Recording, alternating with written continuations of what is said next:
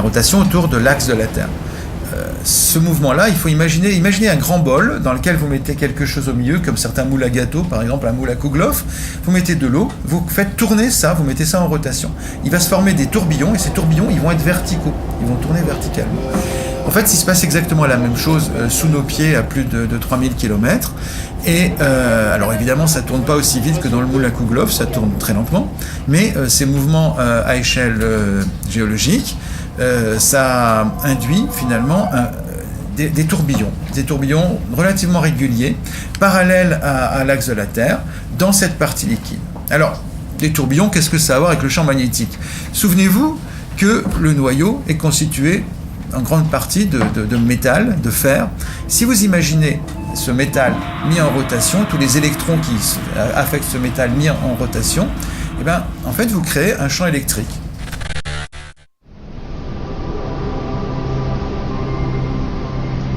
The goal of the magnetometer was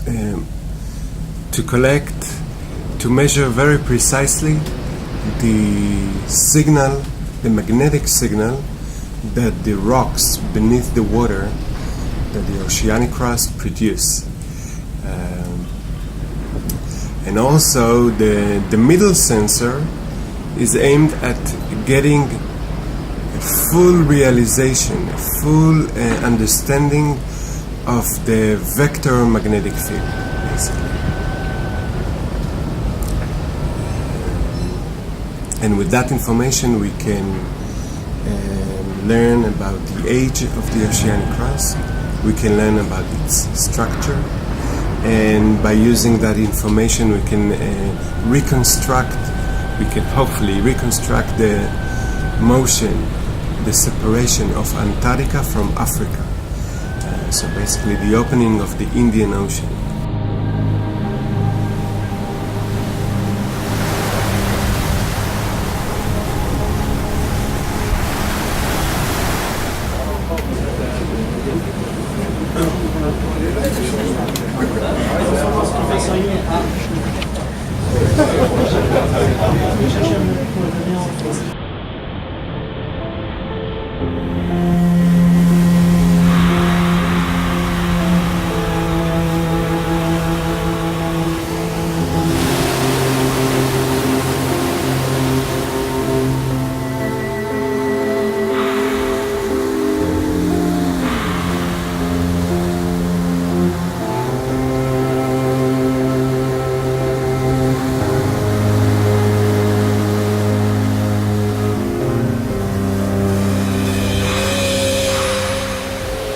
L'Université flottante, une initiative de mon collègue et ami Jérôme Dimanche, géophysicien, qui souhaitait, à bord de la campagne Magofond 4, réunir un certain nombre d'étudiants, à la fois provenant de laboratoires partenaires dans cette étude, et aussi d'étudiants régionaux, qui nous ont donc rejoints au nombre de 9 sur cette campagne, des différents pays dont, je pense, Jérôme Dimanche a déjà parlé. Et ces étudiants suivent des conférences de géophysique concernant naturellement les méthodes de paléomagnétisme, mais pas seulement. Et mon but à bord, c'est de leur, en parallèle, de leur donner une idée de ce que la géochimie isotopique, la géochimie des éléments en trace et la géochimie isotopique peut leur apporter, et peut apporter comme information sur la nature des roches que l'on est en train d'étudier d'un point de vue géophysique.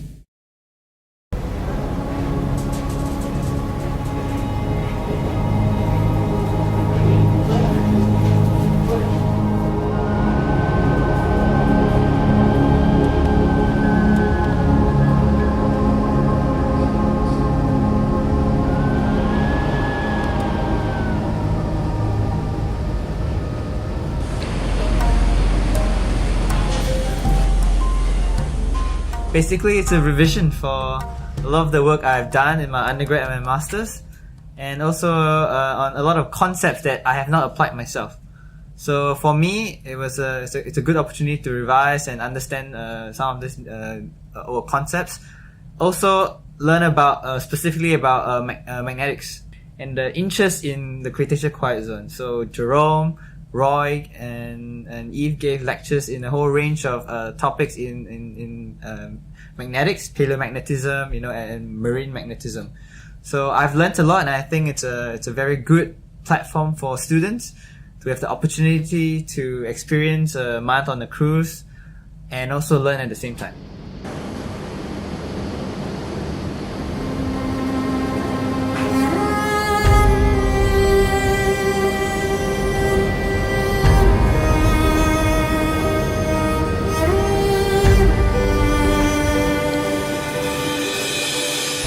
Labs of geomagnetism, we study in geomagnetic field of Earth and paleomagnetic field, paleomagnetism, rock magnetism.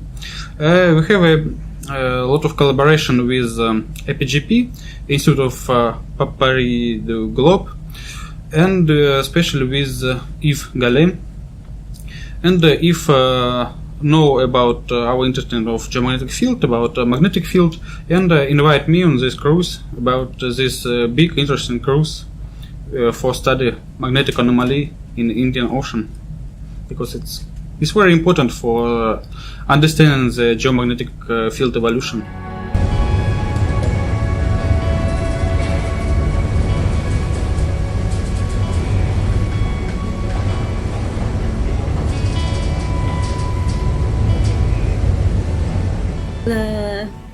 L'aventure de passer en mer, de travailler, d'étudier comment se passe, parce que c'était la première fois pour moi de venir d'apprendre quelque chose sur la mer, et j'étais intéressée. Quand je serai à Madagascar, je vais présenter un rapport de stage de cette expérience, et je dirai à mon professeur de me donner si c'est possible concernant la magnétisme. Alors je voudrais continuer.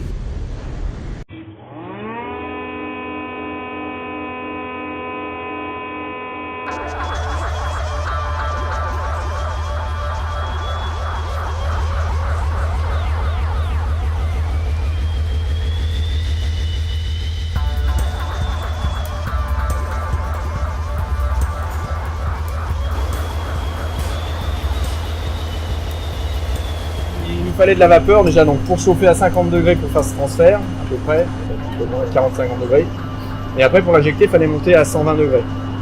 Donc avant on avait impérativement besoin de vapeur, donc on avait deux chaudières classiques comme à la maison avec un brûleur, on consommait du fuel pour produire de la vapeur.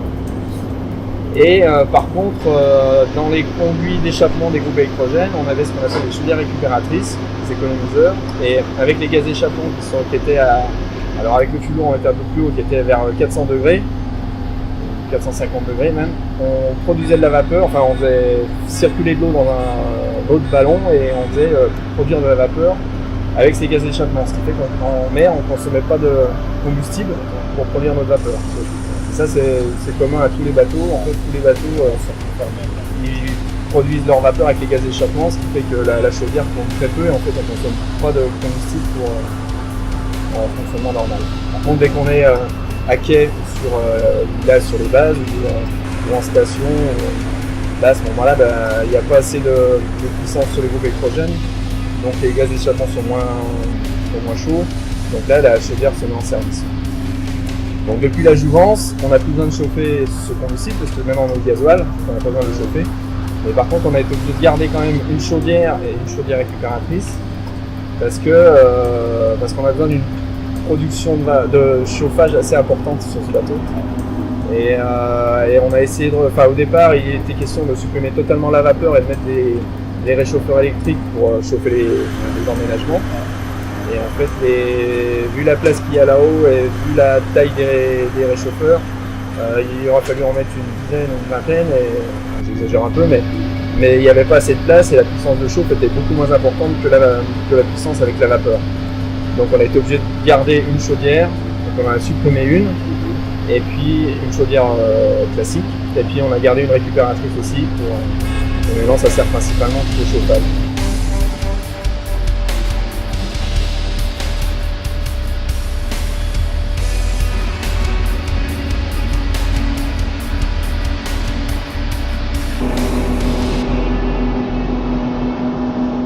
Alors l'idée aussi, c'est que la dorsale qui crée cette croûte océanique de chaque côté, elle ne fonctionne pas forcément de manière très régulière. Il peut y avoir parfois des petits sauts de cette dorsale d'un côté ou de l'autre, et donc un transfert d'une partie du signal qu'on veut voir d'un côté à l'autre. Donc en fait, pour faire un travail propre, correct, il faut avoir les enregistrements des deux côtés.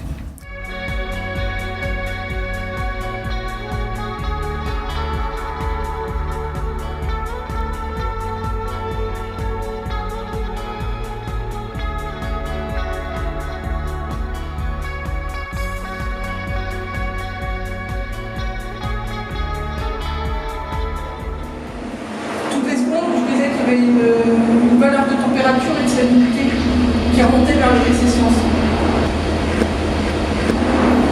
Ça, c'est la sonde de température ici. Et ici, salinité et température encore. Donc là, on est vraiment dans le... Ouais, et on est tout en bas du bateau. Ouais. En dessous, il y a la mer là.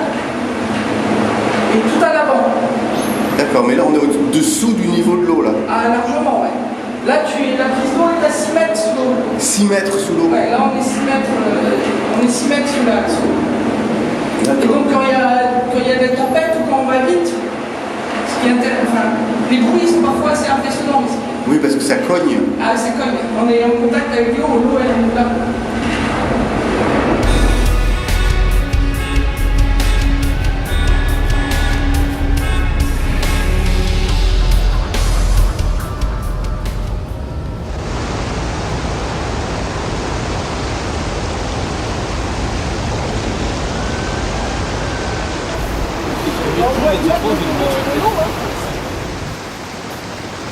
Yeah, because every time we open, we got something back, and we opened it, there was water inside.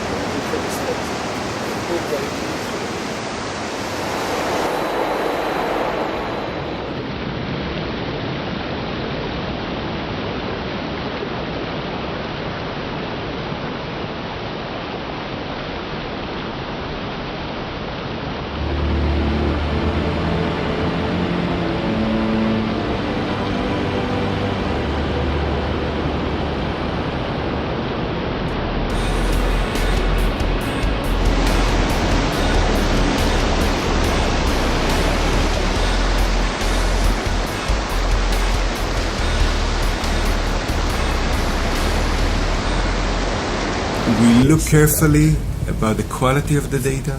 We look whether the instruments work well, and we get a first feeling of what the data tells us. But we don't really know the details, or we don't have a full understanding of the data. For that, we need to work a lot, and that's what we will do when we come back home. So we will look on the data, we will process it, do several processes, technique and analysis, and then use older data from previous cruises from this area and from other ocean floors, from other ocean basins around the globe, and we will compare the data. And once we have the full picture of the processed data together with all data from other oceans and from this ocean floor, then the insights about the geomagnetic field, about the plate tectonics will come. So at this stage of when we acquire the data, when we still measuring the data, it's almost impossible to tell in what direction the research will go.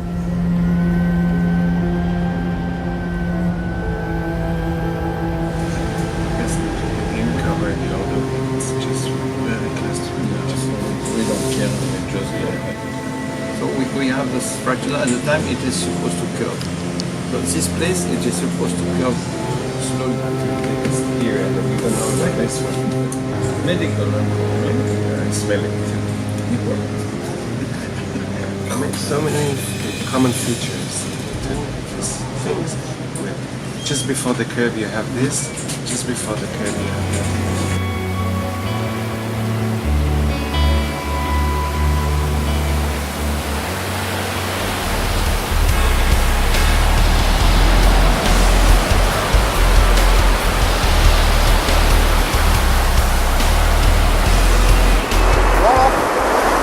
Ouais.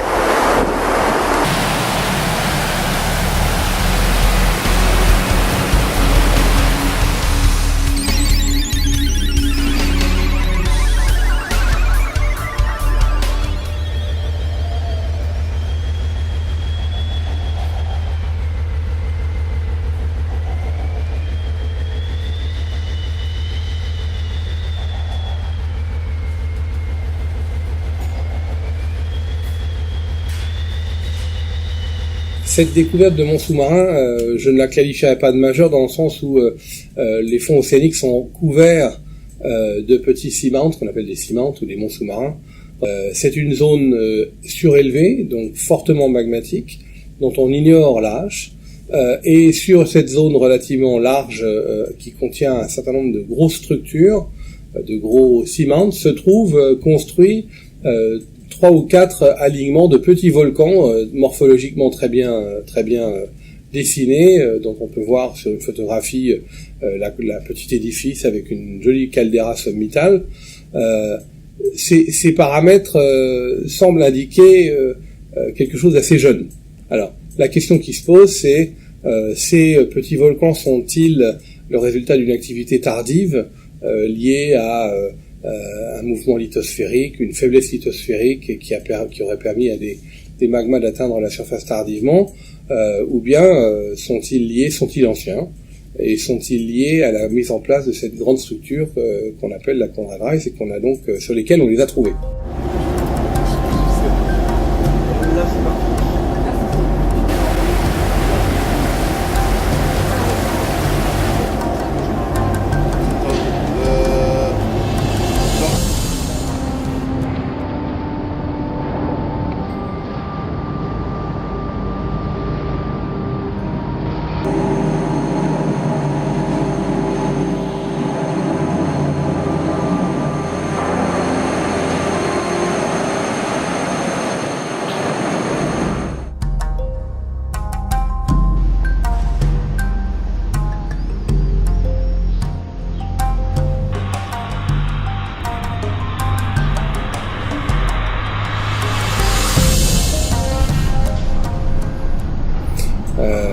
On utilise cet outil de datation relative aujourd'hui pour se donner des idées sur la paléogéographie, les mouvements des plaques à la surface de la Terre, en mesurant la répartition, la distribution des anomalies magnétiques fossilisées par la croûte océanique au cours de sa formation, par la partie basaltique de la croûte océanique au cours de sa formation. Mais si cet outil existe, c'est parce qu'un jour, dans l'océan Atlantique Sud, on a été forer cette croûte océanique, on a récupéré des échantillons suffisamment propres qui ont été datés par des géochronomètres géochimiques. Donc on a établi une échelle de temps absolue par la géochimie isotopique et qu'on applique aujourd'hui de façon relative par les méthodes de paléomagnétisme.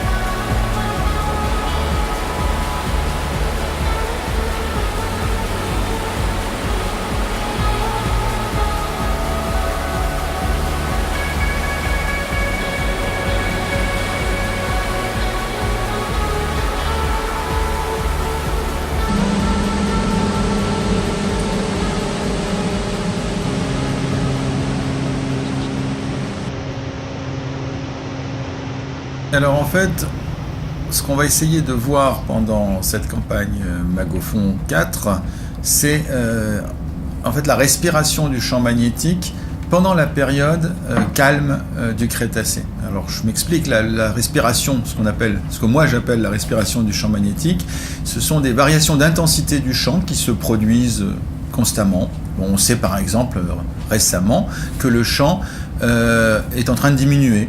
Il le fait depuis qu'on a des observations magnétiques dans les observatoires à Paris, à Londres, c'est-à-dire depuis à peu près 4 siècles.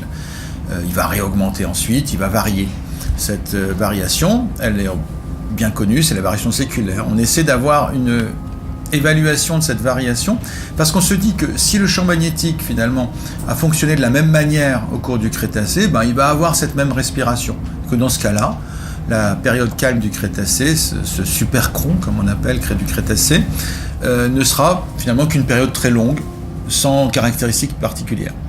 Donc on essaie d'observer cette respiration. Alors ça veut dire avoir des enregistrements magnétiques de très haute résolution, et pour ce faire, les enregistrements acquis en surface ne sont plus suffisants. On a besoin d'augmenter la résolution. Alors, comme souvent, si on veut avoir une image de plus haute résolution, ben ça veut dire prendre la photo de plus près. Ben là, c'est pareil. Pour avoir un enregistrement magnétique marin de plus haute résolution, on ne va pas se contenter des magnétomètres qu'on traîne derrière le bateau ou qu'on met sur des mâts sur le bateau. On va aller chercher l'enregistrement plus près du fond. Plus près du fond, ça veut dire se doter d'une instrumentation qui résiste à la pression, qui est capable d'aller à 4000 mètres de fond.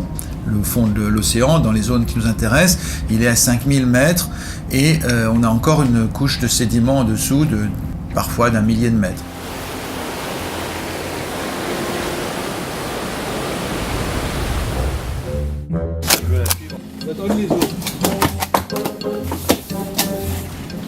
Le Marion Dufresne est un navire postal sur lequel vous pouvez envoyer du courrier affranchi, avec les timbres émis par le territoire des terres australes et antarctiques françaises, le TAF, la France, le pays de départ du navire ou celui d'arrivée.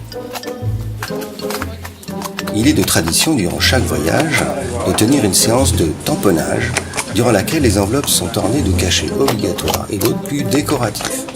Ces enveloppes sont prisées des philatélistes.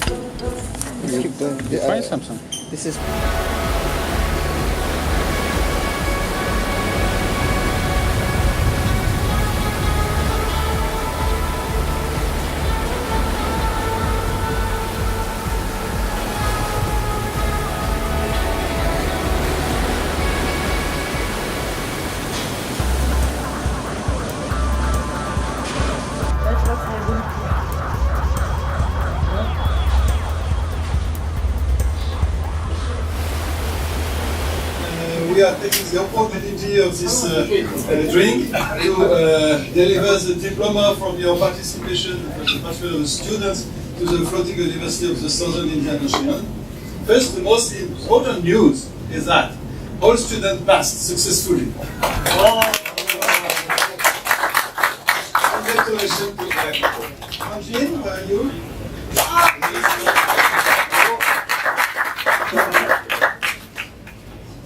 Alexander, also known as Sasha. Marcus.